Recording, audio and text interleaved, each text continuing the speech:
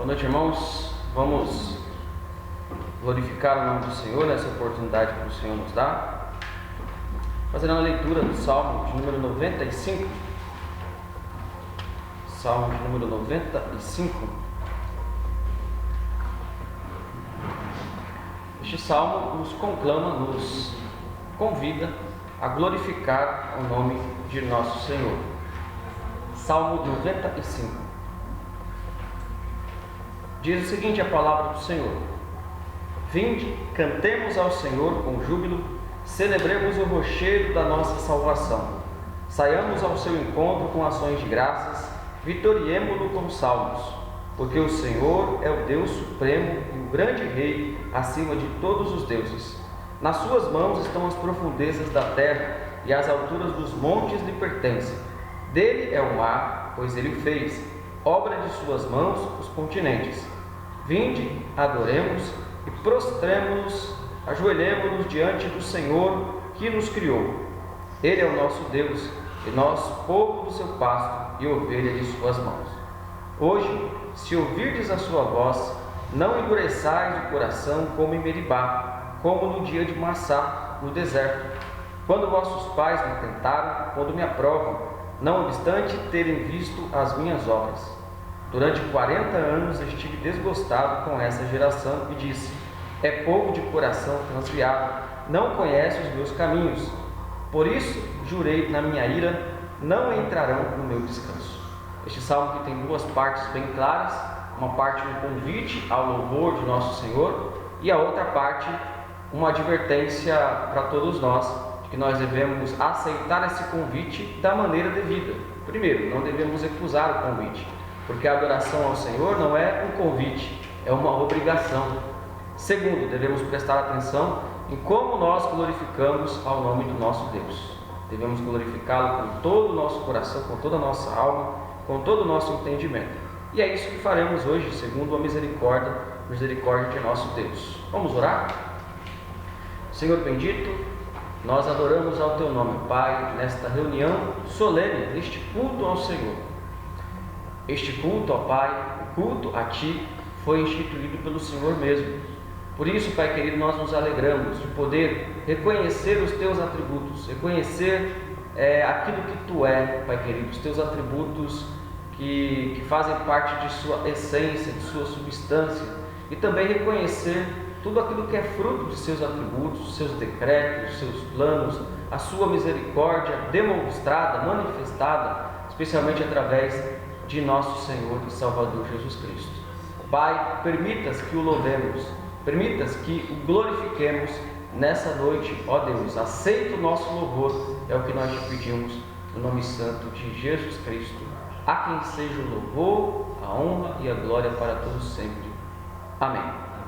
Vamos louvar ao Senhor com alguns cânticos. Primeiro cântico: Vem o Senhor, minha vida, oferecer. Convido aqueles que puderem se colocar em pé, para que louvemos ao Senhor.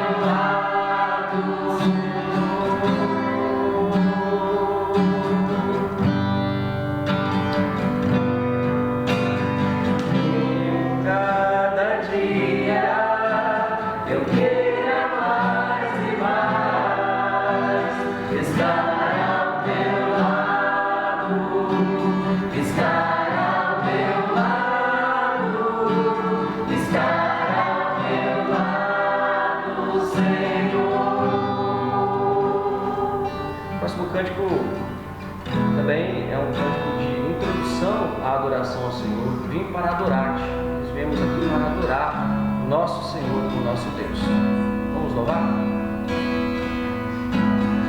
Luz das nações que dissipa as trevas, abre meus olhos pra ver. Lindo tu és, eu só quero adorar-te. Dar os meus dias pra ti.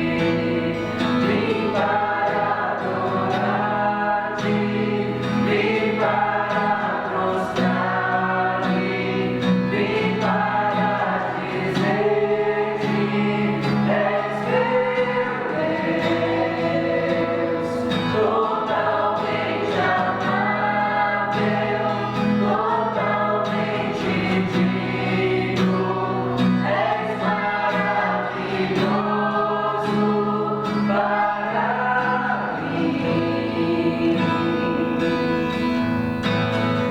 E sobre todos tu és exaltado, entronizado nos céus.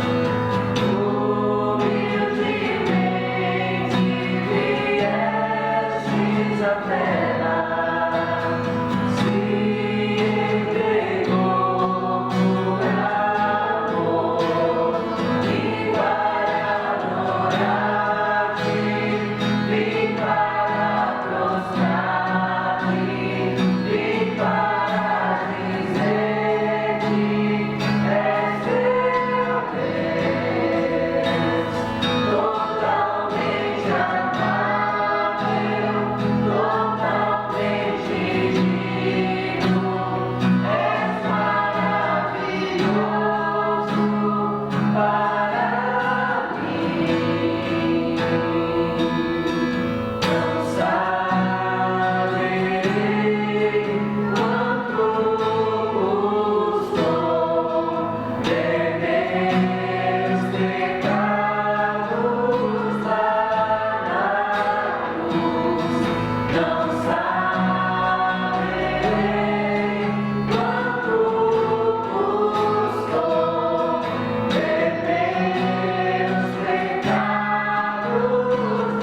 lá na cruz. Saberei quanto custou ter meus pecados lá na cruz. Vim para adorar-te, vim para prostrar-me, vim para dizer-te: és meu Deus, totalmente amável, totalmente digno, és maravilhoso para mim. Como é bom poder glorificar o nome do Senhor. O próximo cântico diz: graças eu te dou, ó Pai, a letra desse cântico. Vamos agradecer ao Senhor por esse cântico. Graças eu te dou, ó Pai. Graças eu te dou, ó Pai, Pelo preço que pagou, sacrifício de amor que me comprou, ungido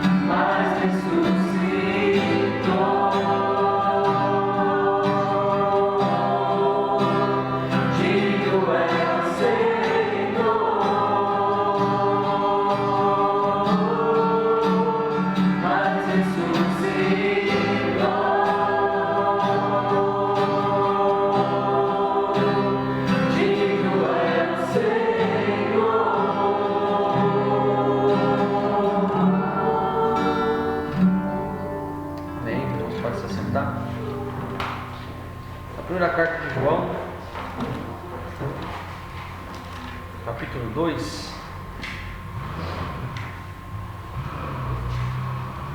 Primeira carta de João, capítulo 2, versículo 1 somente. Apresenta-nos aí a Escritura no texto, uma promessa de que nós temos perdão em Cristo Jesus. Somos pecadores, ainda que regenerados por Deus. Nós muitas vezes nos esquecemos da lei do Senhor. E se dependesse da nossa observância aos mandamentos, nós estaríamos em grandes dificuldades. Por isso Deus, se compadecendo de todas as pessoas que estão em Cristo Jesus, nos oferece perdão em Cristo. 1 João 2:1 diz o seguinte: Filhinhos meus, estas coisas vos escrevo para que não pequeis. Se todavia alguém pecar, temos advogado junto ao Pai, Jesus Cristo, o justo. Ou seja, tudo aquilo que é escrito por João é para incentivar os crentes a não pecarem. O objetivo é que eles fujam do pecado. E a ênfase dessa primeira carta é que fujam de viver no pecado. Todavia, quando pecamos, e de fato isso acontece, nós temos um advogado junto ao Pai. Por isso devemos sempre nos arrepender de nossos erros. Vamos orar? Senhor, nós pedimos perdão pelos nossos pecados, pelo que falamos, pensamos, agimos, tudo que fez com que, ó Pai, o Senhor se entristecesse. Tua palavra nos diz que teu Espírito Santo não deve ser entristecido. De alguma forma, o Santo Espírito se incomoda com os nossos pecados, porque afinal de contas, o pecado é a quebra da tua vontade, a quebra dos teus mandamentos. Mas nós, Pai querido, rogamos a Ti, a tua misericórdia, que Tu, Senhor, através do sangue de Jesus Cristo, nos lave, ó Pai, e nos dê a certeza do perdão em Cristo Jesus. Pedimos isso em nome de Jesus. Amém. Ainda nesse sentido, vamos louvar ao Senhor com o hino de número 74,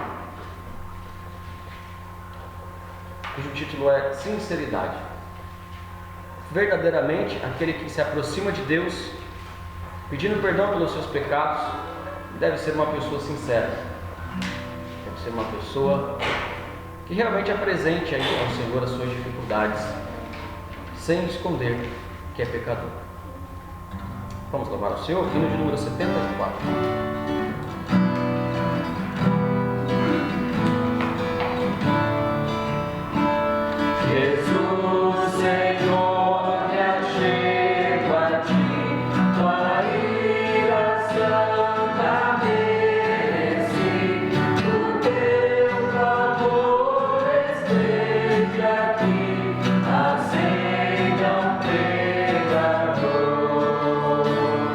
Eu venho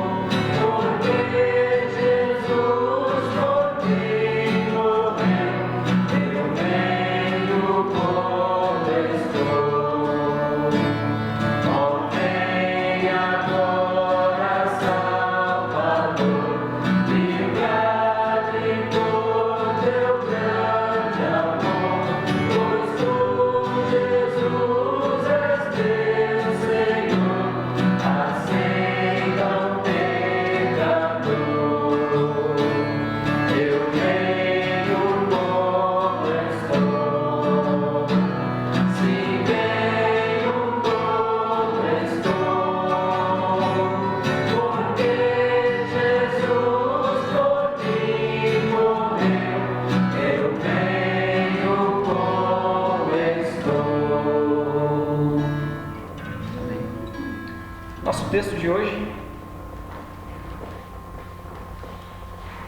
Mateus capítulo 5.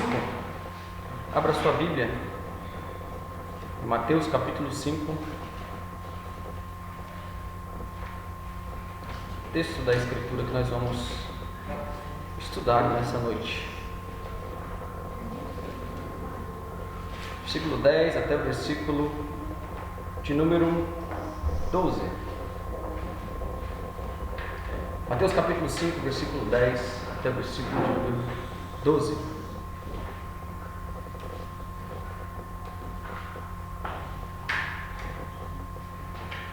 Esse texto está dentro das bem-aventuranças, que por sua vez está dentro do contexto do Sermão da Montanha, um dos maiores sermões de Jesus e também os mais conhecidos sermões de Jesus Cristo. Diz o seguinte, a palavra do Senhor: Bem-aventurados os perseguidos por causa da justiça, porque deles é o reino dos céus. Bem-aventurados sois quando, por minha causa, vos injuriarem e vos perseguirem, e mentindo disserem todo o mal contra vós. Regozijai-vos e exultai, porque é grande o vosso galardão nos céus, pois assim perseguiram aos profetas que viveram antes de vós. Vamos orar? Também vamos aproveitar para interceder, especialmente pelos pais, nesse dia dos pais. Deus estabeleceu a família e dentro da família Deus colocou aí a figura paterna, o pai, que tem o seu valor, tem as suas funções e obrigações também, demandas bastante importantes dentro da palavra de Deus.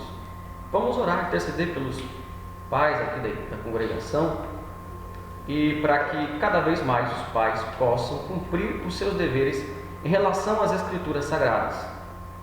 Os deveres mais importantes, que é levar o filho a Jesus Cristo. Algumas coisas são óbvias que o pai deva fazer. Deve alimentar, deve suprir, deve sustentar. Outras coisas são obrigações dos filhos de Deus. Além disso, eles devem levar a criança ao caminho do Senhor. E ele faz isso de modo direto e de modo indireto. De modo direto, ele faz isso ensinando a criança no caminho que deve andar. De modo indireto, ele faz isso com o exemplo, indo até a igreja, lendo a Escritura e mostrando, enfim, para a criança que ele ama as Escrituras e que ele tem um apreço pela igreja e pelas coisas de Deus. Vamos orar nesse sentido. Senhor, nós te glorificamos. Mais uma vez, ó Pai, neste momento nós queremos, além de dar graças ao Senhor pela vida de todos os pais, nesse dia nós queremos também interceder, pois sabemos que a paternidade é algo que vem do Senhor. Todavia, como o ser humano é pecador, ele pode muito bem negligenciar as suas funções paternais.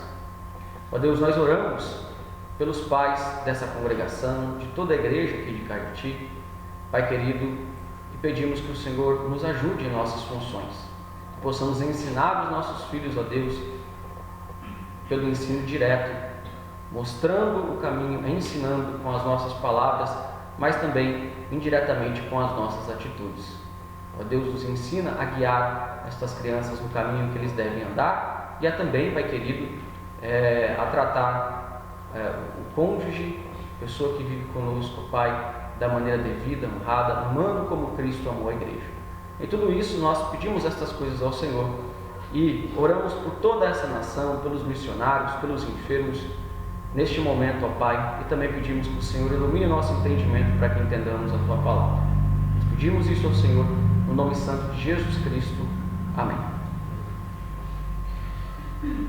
Em 1555, João Calvino enviou alguns missionários aqui para o Brasil, pouco tempo depois do descobrimento do Brasil.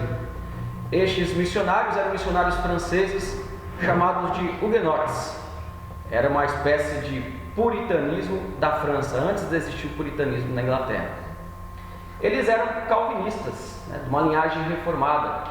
Vieram aqui mais ou menos nessa época, se estabeleceram aqui, depois tiveram que retornar, todavia ficaram alguns huguenotes aqui no Brasil nessa época. Estes que ficaram tiveram alguns problemas de ordem doutrinária com aquele que era o general na época aqui no Brasil, naquele lugar lá no Rio de Janeiro, em Guanabara. Tiveram problemas doutrinários e, por conta de sua fé calvinista, de sua crença na predestinação, de sua crença protestante, eles foram mortos. Uns foram enforcados, jogados ao mar, outros foram mortos de outras maneiras, mas fato é que eles são chamados por isso de mártires da Guanabara. Antes, porém, de morrerem, eles escreveram uma resposta a um questionário que foi apresentado para eles, e essa resposta ficou conhecida como Confissão de Fé de Guanabara. Essa confissão de fé, ela é muito importante em termos históricos, porque ela é até mesmo anterior às grandes confissões de fé reformadas, as mais conhecidas. Olhando para estes nossos irmãos do passado, estes mártires de Guanabara, você diria que eles eram felizes ou que eles foram abençoados com essa situação? Ou vocês diriam que eles passaram por uma situação infeliz? Eles passaram por uma situação boa ou ruim aos olhos de Deus? Isso é muito importante, porque o nosso conceito daquilo que é bom, daquilo que é abençoado, daquilo que é legal, né, no nosso contexto, nem sempre é bom, é abençoado, nem sempre é uma coisa boa aos olhos de Deus. Por isso é muito importante a gente se questionar, especialmente nesse assunto que Jesus trata do texto, que é a verdadeira felicidade. É sempre importante a gente se questionar: estou buscando de fato uma felicidade bíblica? Eu acredito que uma pessoa feliz é a pessoa que tem essas características bíblicas? O nosso texto que nós lemos, nosso texto olha para os mártires da Guanabara e diz que eles foram abençoados. Uma verdade dolorida para os nossos dias, onde uma pessoa abençoada é uma pessoa que prospera, uma pessoa que agrada a todas as pessoas e tem características mais com as quais as pessoas olham e dizem: não, essa pessoa é boa, essa pessoa é abençoada, essa pessoa é feliz. Com esse intuito de quebrar o paradigma, ou seja, de quebrar um padrão humano já estabelecido pelos religiosos da época de Cristo, porque os fariseus eles já tinham em mente um certo padrão, especialmente o padrão de felicidade. Para os fariseus, uma pessoa feliz era uma pessoa que prosperava financeiramente, por exemplo, uma pessoa forte e outras características mais. Jesus Cristo, ele introduz então um conceito de bem-aventurança, um conceito de felicidade que quebra, que vai contra ao conceito de felicidade que aqueles religiosos pensavam na época, e também ao conceito de felicidade que nós temos hoje, e que até mesmo nós, como cristãos, somos sujeitos a absorver esse conceito errôneo apregoado aí pela nossa sociedade. Bom, esse texto ele responde algumas perguntas que nós tentaremos responder aqui, olhando para este texto das Sagradas Escrituras. A primeira coisa que nós devemos nos perguntar é de que tipo de perseguição Jesus Cristo está falando aqui. Ele diz que bem-aventurado, abençoado, feliz é uma pessoa quando é perseguida. Mas de que tipo de perseguição ele está falando aqui? Essa é a primeira pergunta que deveríamos fazer. Essa perseguição, primeiramente, não é uma perseguição merecida. Aquele resultado que a pessoa colhe porque ela mereceu, porque ela cometeu um crime, porque ela mentiu, porque ela foi uma fanática religiosa, porque ela arrumou briga com todo mundo. Não é esse tipo de perseguição aqui que o texto está dizendo. Existe esse tipo de perseguição, existe esse tipo de dificuldade que a pessoa passa porque cometeu um erro e está sofrendo as consequências deste erro. Esta perseguição aqui também não é a perseguição por motivos políticos, embora todo perseguido político queira dizer que ele se enquadra aqui.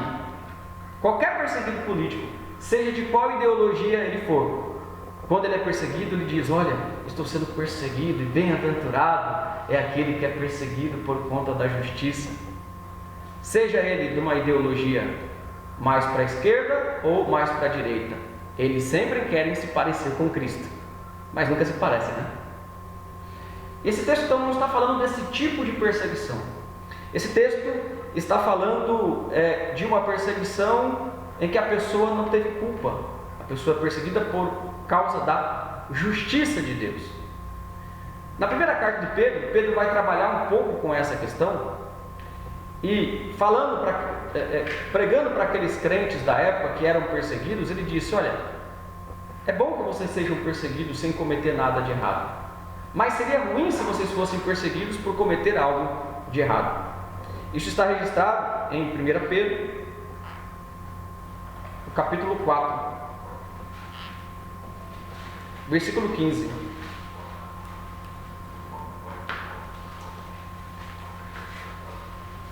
Onde diz: não sofra nenhum de vocês como um malfeitor, como alguém que está devendo, como alguém que merece. Então, nós já conseguimos ter a noção de que essa perseguição aqui não é uma perseguição qualquer, não é um sofrimento qualquer, mas o próprio Jesus, obviamente, diz no texto que é uma perseguição por causa da justiça.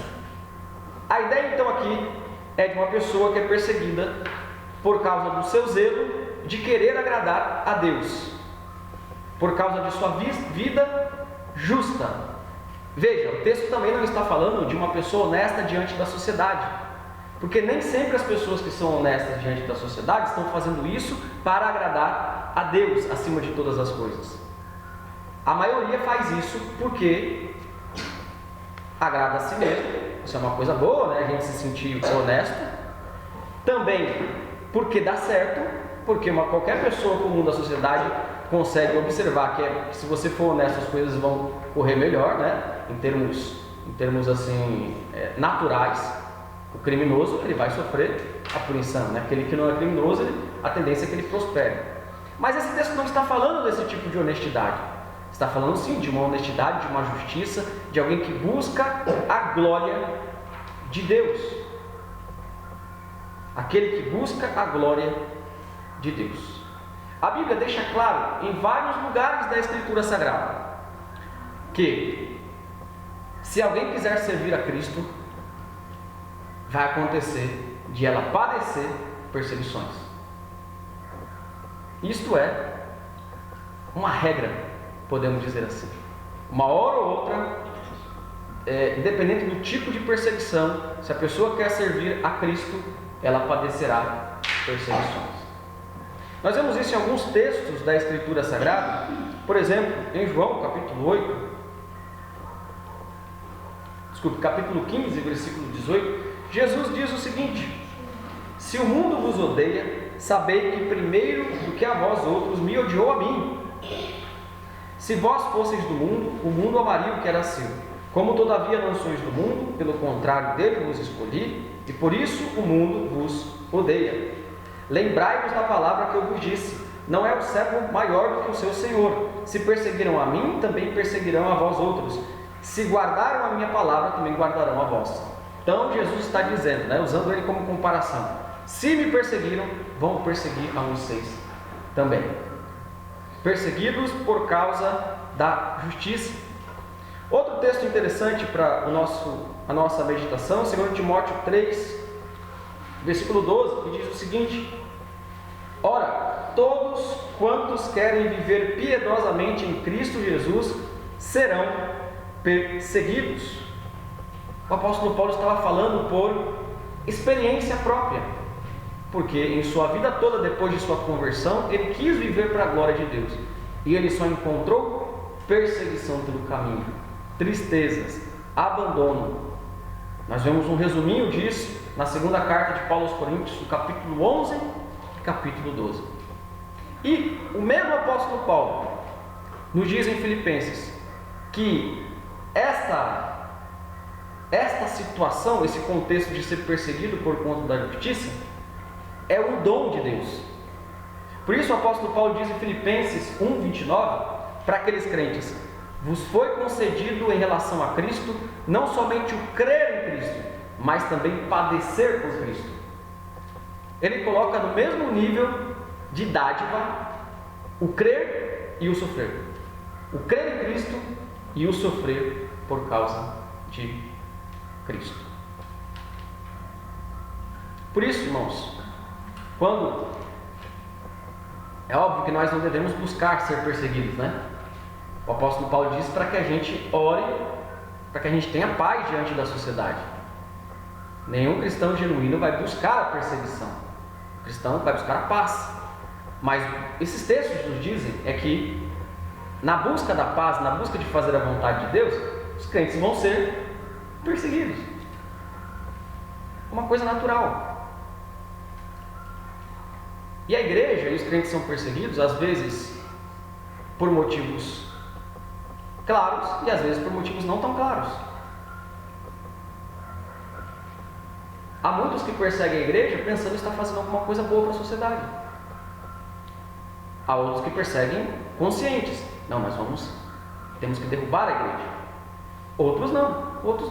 Vamos fazer uma coisa boa para a sociedade aqui. E indiretamente os crentes acabam sofrendo perseguição.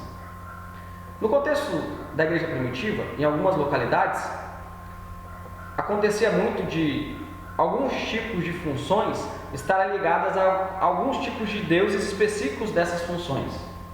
Então, os deuses dos costureiros, os deuses daqueles que navegavam. E em alguns círculos, essas pessoas que tinham essas funções eram obrigadas a adorar esses deuses. Quando alguém se convertia, o que acontecia com essa pessoa? Perdia o emprego. Por isso o apóstolo Pedro escreve a sua carta dentro desse contexto. Olha, quando você sofre por causa da justiça, se alegre, porque aconteceu com Jesus Cristo também. Ele é o nosso maior exemplo. Veja, essa é uma perseguição indireta. Quem não adorar esse Deus não vai poder ter esse emprego. E esse dia chegou para nós também. Quem não pensar dessa maneira não vai poder ser um cidadão. Quem não concordar com isso não vai poder ter liberdade. Controle. O controle que o mundo sempre quis exercer contra a igreja. Mas o que o texto está dizendo é que se isso acontecer com a gente é triste? É isso? Bem-aventurados. Bem-aventurados. Há um texto importante para nós, que é Lucas 6, 26.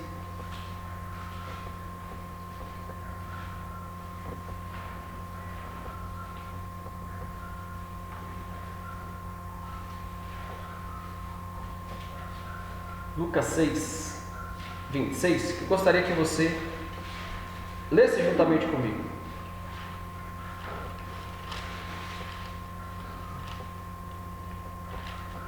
Jesus fala alguns ais aqui. Em Lucas 6, 26, Jesus diz o seguinte: ai de vós, quando todos vos louvarem, porque assim procederam seus pais com os falsos profetas. Por outro lado, nós temos a verdade de que, se por um lado, quando formos perseguidos, devemos nos alegrar, por outro lado, se não formos perseguidos, se ao contrário formos muito elogiados, devemos nos preocupar. Jesus está dizendo: se preocupe, cuidado, porque no passado o povo seguia quem? Os falsos profetas. Eram os falsos profetas que os vossos pais aqui, no sentido dos antepassados dos judeus, o povo do Antigo Testamento. Não pensem que Jeremias, Isaías, Ezequiel, esses profetas que nós consideramos como homens de Deus, não pensem que eles eram unanimidade. Não. A maioria do povo zombava deles. Não seguia aquilo que eles falavam. E mesmo depois até de sofrer consequências, lá no cativeiro, Jeremias manda uma carta para o cativeiro falando para o povo não acreditar nos falsos profetas. O povo foi levado para o cativeiro por causa dos falsos profetas, por causa deles mesmos, mas porque eles ouviam os falsos profetas que diziam: não, vai dar tudo certo, não vai acontecer nada. E lá no cativeiro tinha falsos profetas também, e o povo ouvia esses falsos profetas. Ao ponto de Jeremias escrever uma carta em Jeremias 29, dizendo lá: não ouçam os falsos profetas. Primeira carta de João vai trazer uma verdade bem interessante nesse sentido, dizendo: não creia em toda pessoa que fala em nome de Deus. E ele vai dar um teste doutrinário. Se alguém fala em nome de Deus e não segue a doutrina cristã, você não deve receber essa mensagem. Só que ele não vai falar só sobre o falso profeta e a mensagem do falso profeta, mas aqueles que seguem o falso profeta. João vai dizer o seguinte: o mundo ouve eles, o mundo ouve os falsos profetas, porque eles são do mundo. Vocês não, vocês nos ouvem. Jesus nos disse isso também. João capítulo 10: as minhas ovelhas ouvem a minha voz. É isso. Por isso, amados irmãos, nós deveríamos estranhar. Eu vejo alguns artistas, especialmente do meio gospel, que são muito louvados, né? Vão em alguns lugares assim, na televisão, e levam uma mensagem que não faz diferença para ninguém. Por isso que é dada oportunidade para eles. O texto diz: ai de vós, né? Jesus diz em Mateus 6, Lucas 6,26: ai de vós quando vos louvarem. Bom, a primeira pergunta a gente já respondeu. Que tipo de perseguição é essa? É a perseguição por causa da justiça. Uma outra pergunta que a gente deveria fazer também em relação a esse texto da Escritura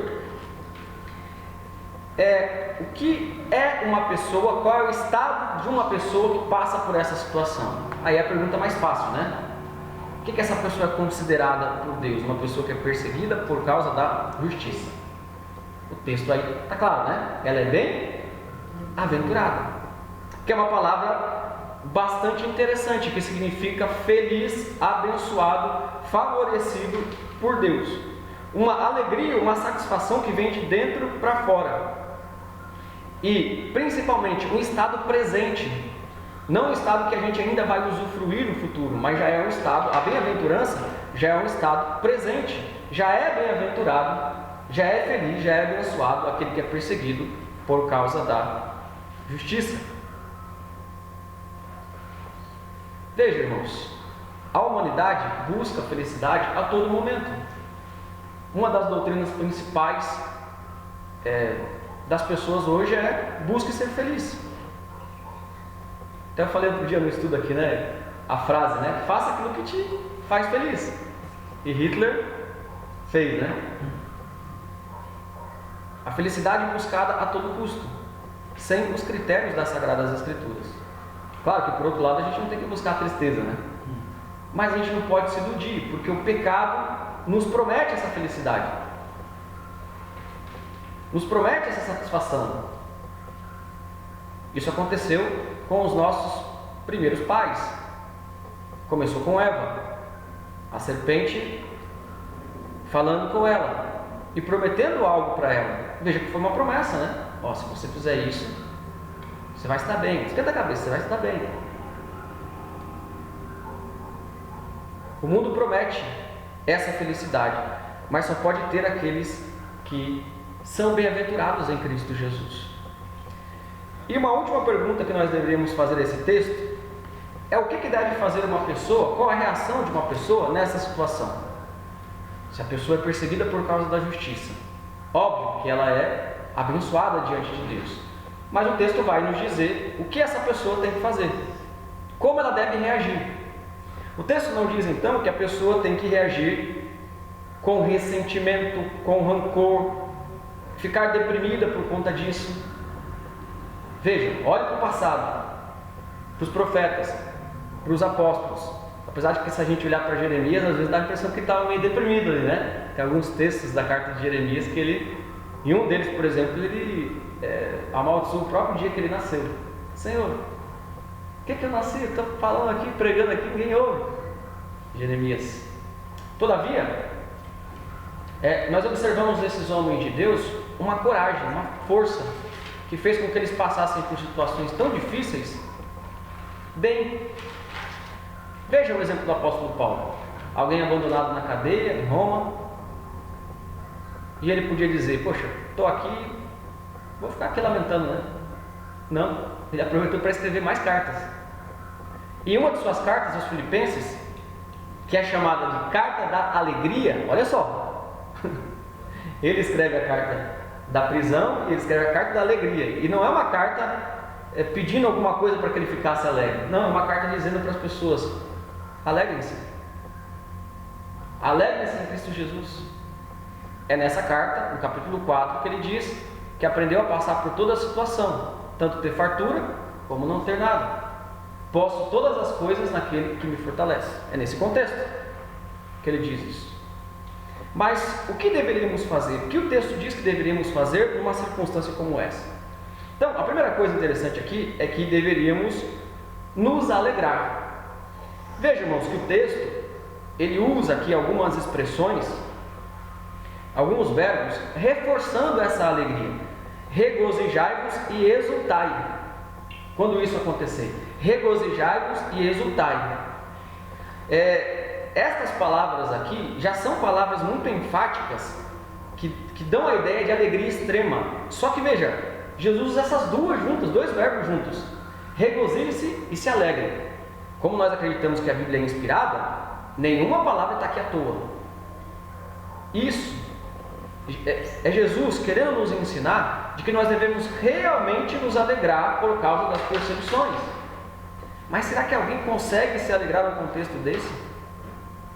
Consegue. Se tiver a perspectiva correta daquilo que está acontecendo. Um exemplo interessante para nós é que em Atos dos Apóstolos, quando os apóstolos começaram a pregar o Evangelho, logo João e Pedro foram presos. E nessa circunstância de ser presos por pregar o Evangelho, a Bíblia diz claramente que eles se alegraram pelo fato de estarem sendo perseguidos pela causa de Cristo. Imagina os dois conversando lá, né? Rapaz, a gente está... Jesus falou, rapaz, que a gente ia ser perseguido, a gente está sendo perseguido mesmo. Porque eles enxergavam as coisas de uma perspectiva correta. Se alegre quando você sofrer, porque fez aquilo que é correto. Agora, o texto também vai nos dar algumas causas dessa alegria, pelo menos duas importantes aqui. Primeiro, por causa dos precedentes, versículo 12: pois assim perseguiram os profetas que viveram antes de vós. Então se alegre. Por quê? Porque você está na linhagem, você está junto. Começou lá no passado, os primeiros a serem perseguidos, e eu diria que começou lá com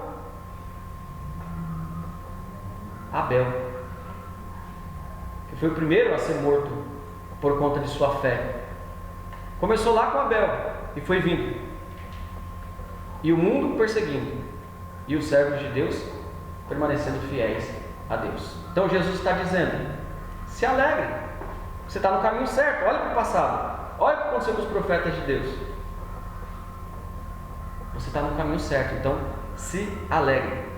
O outro motivo, e o mais importante aqui, está logo no versículo 10, que Jesus já começa com essa razão, né? Porque, o que diz no versículo 10 aí, para quem está aberto? Isso, porque dessas pessoas é o reino dos céus. Então veja, se alegre, porque você está sendo perseguido por causa da justiça, porque isso aconteceu com os profetas, e porque essa é uma evidência. Veja que interessante, a pessoa não deve querer ser perseguida para poder ser salva, não é isso. Essa já é uma evidência de que a pessoa é salva. Essa é uma evidência forte de que você pertence ao reino dos céus. Isso é um motivo de alegria, pertencer ao reino dos céus? Será que é um motivo de alegria pertencer ao reino dos céus? Será que é? Se você recebesse hoje uma cidadania americana, você ia ficar contente? Você foi premiado, chegou a cartinha lá aqui do consulado, né? Embaixada, e você foi sorteado aí. A gente está distribuindo algumas cidadanias. Você é cidadão americano, pode viajar à vontade para lá. Tem gente que luta a vida inteira para poder entrar no país, né? Entrar nos Estados Unidos. É claro que qualquer um se alegraria, né? Qualquer um que tem uma mentalidade um pouco que conhece um pouco da realidade do mundo, da vida, se alegraria. Todavia, estamos falando aqui de ser cidadãos do reino dos céus. Se não temos alegria com isso, é muito estranho. Se outra coisa desse mundo pode me trazer mais alegria que ser cidadão do reino dos céus, veja, isso não pode ser comprado. O dinheiro não compra isso. O status não compra isso.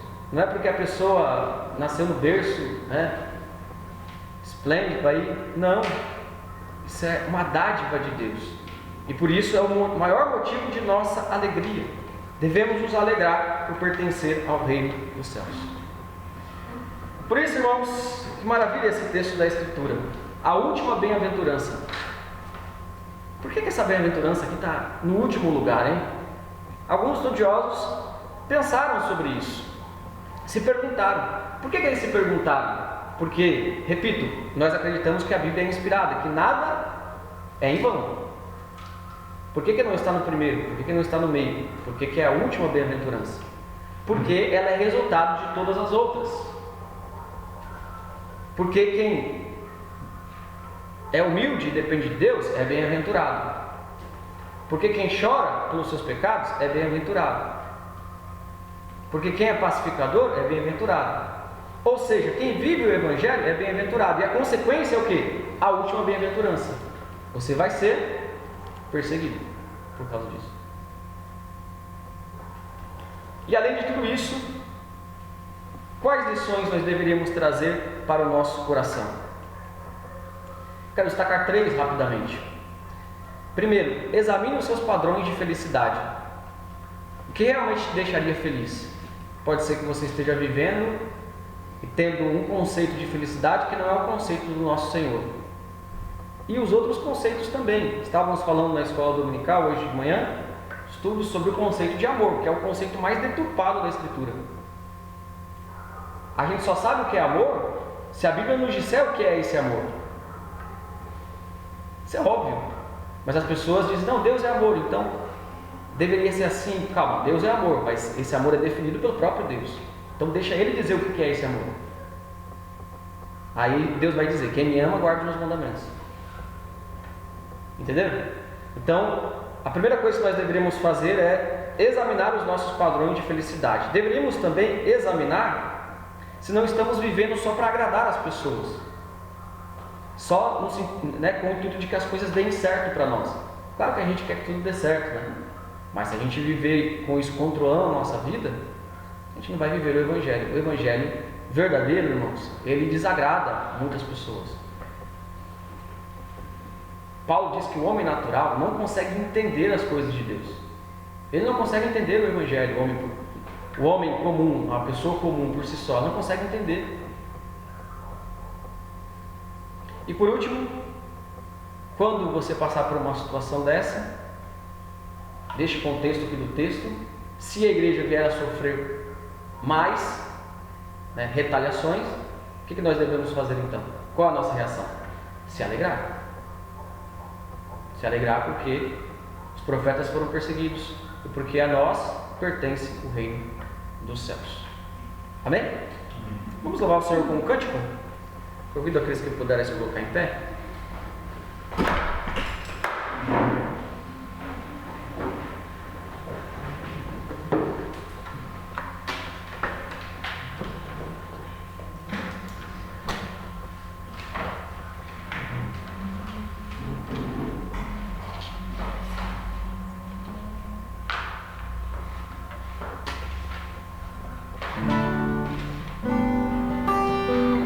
Que diz, Senhor, eu quero brilhar por Ti.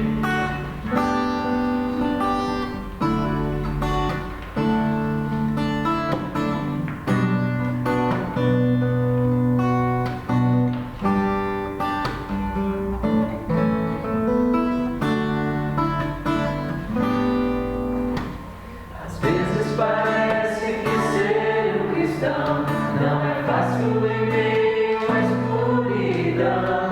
Ainda mais se eu pensar que não é minha luz, mas a minha com Deus que o brilho produz.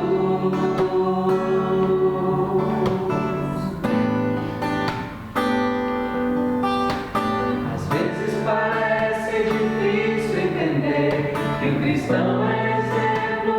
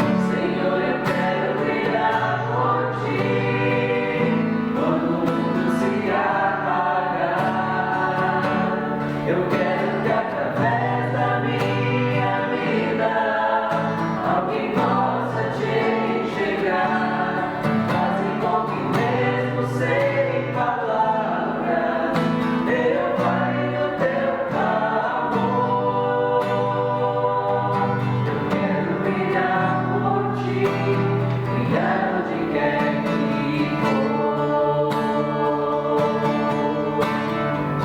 E quando minha luz parece vacilar, é só me unir àquela luz que a todas faz brilhar. Senhor, eu quero brilhar por ti quando o mundo se apagar. Eu quero que através da minha vida alguém possa te enxergar, fazer com que mesmo sem palavras eu fale do teu amor. Eu quero brilhar por ti, brilhar onde quer que for. Eu quero brilhar por ti,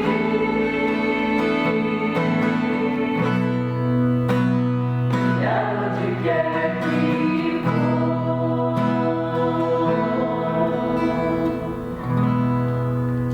Vamos orar ao Senhor? Ó Deus, damos-te graças, ó Pai, por este momento, diante da Tua presença, ó Deus bendito. Te glorificamos, Senhor, porque ninguém mais do que o Senhor deseja a nossa verdadeira felicidade. Não há nenhum ser nessa terra, nem no céu, que deseje mais a felicidade dos teus filhos do que o Senhor. E só o Senhor vai nos dizer então, ó Pai, o que é a verdadeira felicidade. Não permita que nos enganemos, Senhor, diante das promessas deste mundo que jaz no maligno. Mas nos ajude a buscar no Senhor o verdadeiro sentido da nossa existência, todos os dias.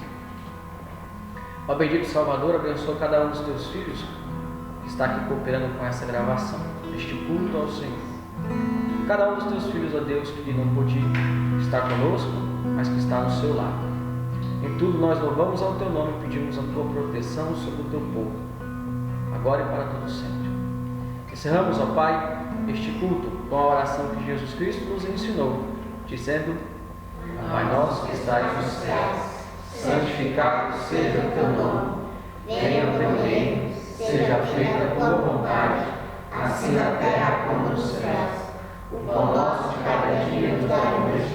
Perdoa as nossas dívidas, assim como nós perdoamos os nossos devedores.